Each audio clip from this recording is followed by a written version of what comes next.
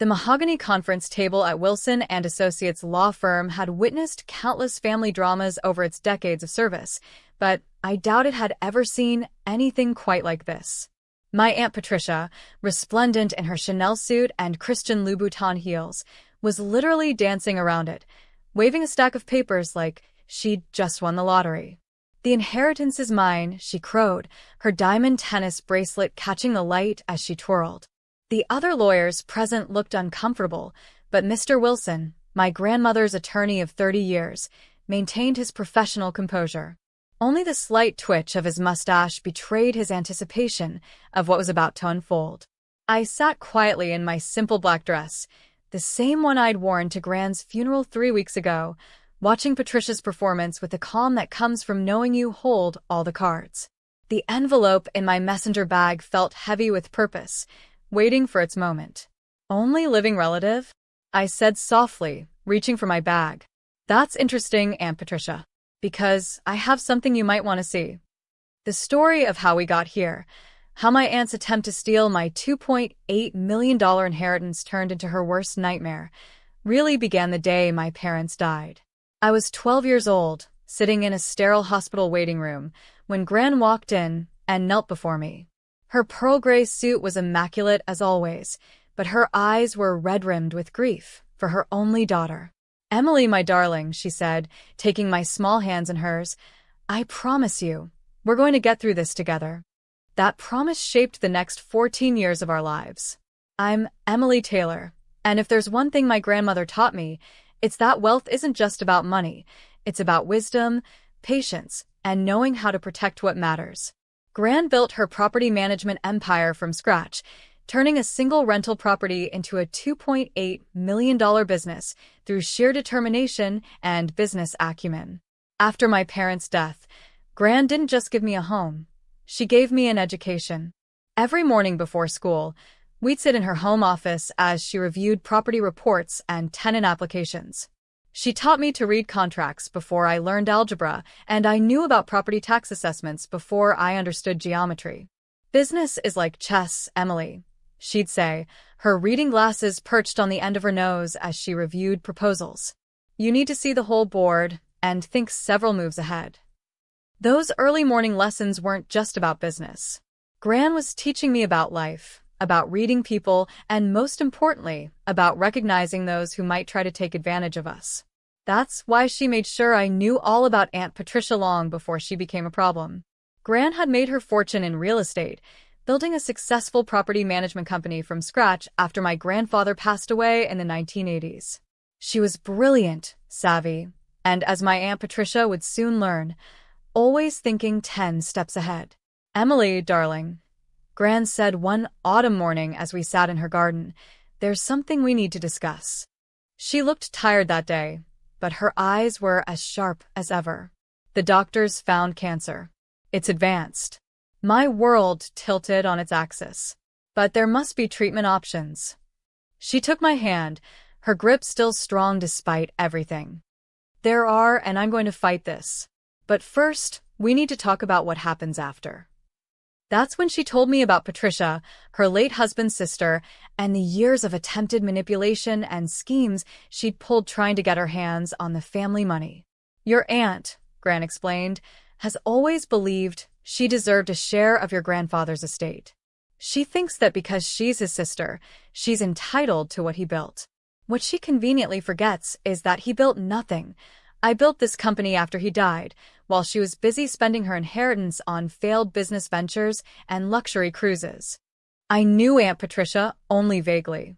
She lived in Europe most of the time, showing up occasionally for holidays with expensive gifts and stories about her latest adventures. She'd always been kind to me, in a distant, theatrical sort of way, but Gran never trusted her. "Watch how she starts visiting more often once word gets out about my illness," Gran predicted. "She'll try to play the devoted sister-in-law, but what she really wants is what's in my vault." Gran was right. Within weeks of her diagnosis becoming known in the family, Aunt Patricia suddenly relocated back to the States, renting a luxury apartment nearby and showing up at the house almost daily with organic juices and stories about miracle cancer treatments she'd heard about in Switzerland. "Eleanor, darling," she'd say, air-kissing Gran's cheeks. "You simply must try this herbal tea. It's made by monks in Tibet. Absolutely miraculous healing properties." But when she thought no one was looking, I'd catch her eyeing the art on the walls, mentally cataloging every valuable item in the house. She spent more time asking about Gran's business dealings than her health, and she always seemed to steer conversations toward the subject of inheritance and family legacy. What Patricia didn't know was that Gran had anticipated every move she would make. Years earlier, she had set up an elaborate system of checks and balances to protect her estate from exactly this kind of attempted theft. "Never keep all your evidence in one place," Gran advised me during one of our private conversations. "Patricia's clever, but she's also greedy. Greed makes people sloppy." Following Gran's guidance, we documented everything. Every visit from Patricia was recorded on the house's security system. Every conversation about the inheritance was noted. Most importantly, Gran made multiple copies of her will, storing them in different locations with different trustees. She also did something brilliant. She let Patricia think she was succeeding in her manipulation. "Let her believe she's winning," Gran said with a twinkle in her eye. "The overconfident make mistakes." And mistakes Patricia certainly made. She began telling people she was helping manage Gran's business affairs, implying she had been given power of attorney. She started referring to the house as the family estate rather than Gran's personal property. She even went so far as to start moving some of her own belongings into the guest rooms, claiming Gran had insisted she stay close by. What she didn't realize was that every presumptuous move she made was being documented, every false claim recorded, building a case that would eventually be her undoing. The most damning evidence came 3 months before Gran passed away. Patricia, thinking Gran was heavily medicated after a chemotherapy session, tried to get her to sign some papers. "Just some routine documents, dear," she said smoothly, placing a stack of papers on Gran's lap. "Nothing to worry about. Just sign here and here." What she didn't notice was the small camera Gran had asked me to hide in her flower arrangement, capturing the whole interaction. When Gran, despite her weakness, insisted on reading the documents, Patricia quickly whisked them away, claiming they could wait for another time. Later analysis of the footage, enhanced by experts, clearly showed what those papers were: a forged will leaving everything to Patricia. Gran passed away peacefully 2 months ago, with me by her side. Her last words to me were, "Remember, patience is power. Let Patricia show her hand fully before you play yours." Following her wishes, I stayed quiet through the funeral as Patricia played the role of grieving sister-in-law perfectly, dabbing at her eyes with a monogrammed handkerchief and telling anyone who would listen about how close she and Eleanor had been. I said nothing when she began referring to herself as the estate's heir or when she started making plans to modernize the property management company. I waited, just as Gran had instructed, until Patricia had incriminated herself completely. Which brings us back to today's meeting at the law firm, where Patricia had just finished her victory dance, waving what she claimed was Gran's final will, a document that supposedly left everything to her. "As you can see," Patricia said smugly to Mr. Wilson, "Eleanor clearly stated that all her assets, including the company and personal property valued at approximately $2.8 million, should pass to me, her closest family member." Mr. Wilson adjusted his glasses, examining the papers she'd presented. "These appear to be quite comprehensive, Mrs. Harrison. However, that was my cue." I pulled out a sealed envelope from my bag, along with a tablet.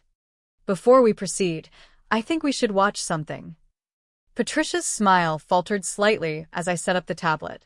The video began playing, crystal clear footage of her attempting to get a weakened Gran to sign fake documents, followed by dozens of clips showing her various attempts at manipulation and fraud over the past year. But I wasn't done.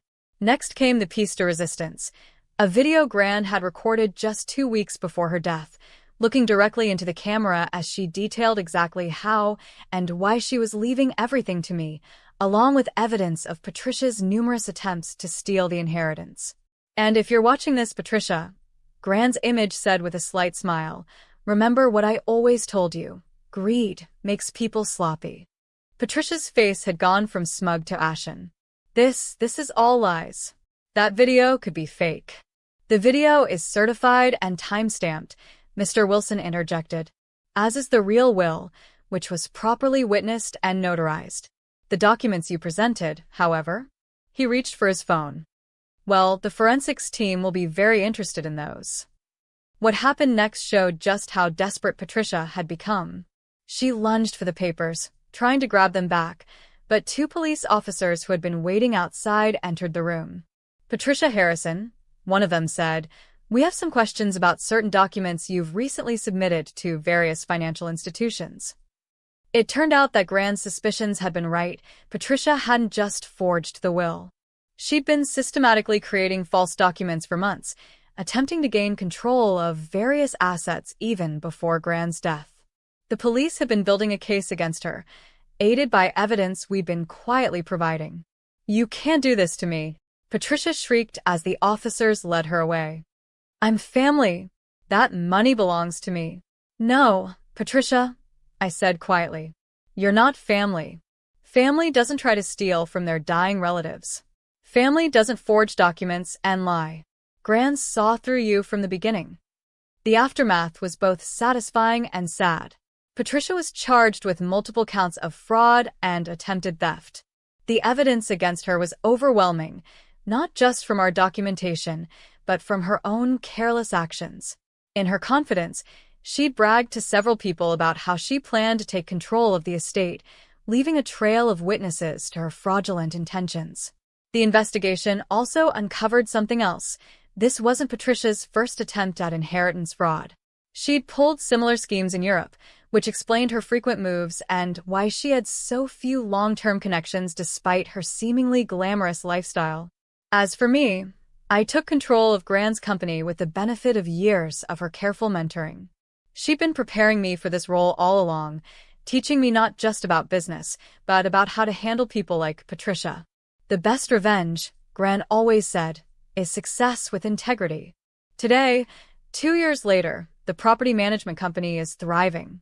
I've expanded it using the principles Gran taught me, focusing on ethical business practices and building real relationships with our clients and tenants.